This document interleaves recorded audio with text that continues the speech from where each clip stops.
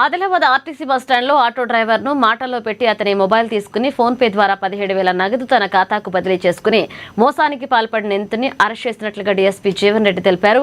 ఇక two town police స్టేషన్ను ఆయన మీడియాతో మాట్లాడారు.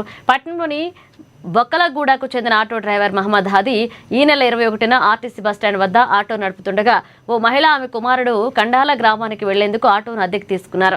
మహిళను కండాల వద్ద దించిన అనంతరం ఆమెతో వచ్చిన వ్యక్తి మరొక ప్రాంతానికి 2,000కు అదే ఆటో మాట్లాడుకున్నాడు. ఆదిలాబాద్కు చేరుకున్న సమయంలో తన ఫోన్ స్విచ్ ఆఫ్ అయిందంటూ ఆటో డ్రైవర్ మొబైల్ ఫోన్ను తీసుకుని ఫోన్ చేసినట్లుగా నటించాడు.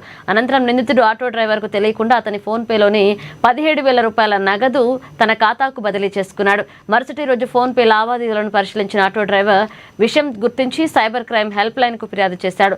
పోలీసులు దర్యాప్తులో నిందితుడు ఆదిలాబాద్ రూరల్ మండలం చీచ్దారి ఖానాపూర్కు చెందిన రాథోడ్ యువరాజ్గా గుర్తించి అరెస్ట్ చేశారు. నిందితుడి వద్ద నుంచి 10,000 రూపాయల నగదు, ఒక మొబైల్ ఫోన్ స్వాధీనం చేసుకున్నారు. నిందితుడిపై గతంలో కూడా 8 కేసులు నమోదైనట్లుగా పోలీసులు తెలిపారు. ఈ కేసును ఛేదించడంలో కీలకంగా వ్యవహరించిన టూ టౌన్ పోలీసులను డీఎస్పీ ఎల్ జీవన్ రెడ్డి అభినందించారు.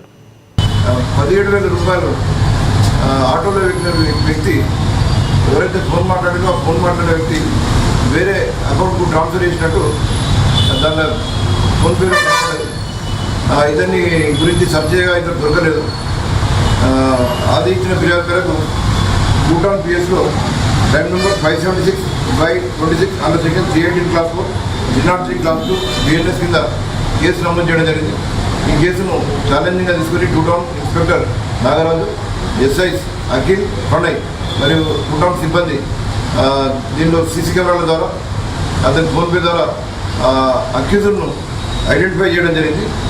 అతని పేరు రాథోడ్ యువరాజ్, చీచ్దారి ఖానాపూర్, ఆదిలాబాద్ రూరల్ మండలం చెందిన వ్యక్తి. ఇతన్ని ఈరోజు అరెస్ట్ చేసి తీసుకొచ్చి ఇంటరాక్ట్ చేయగా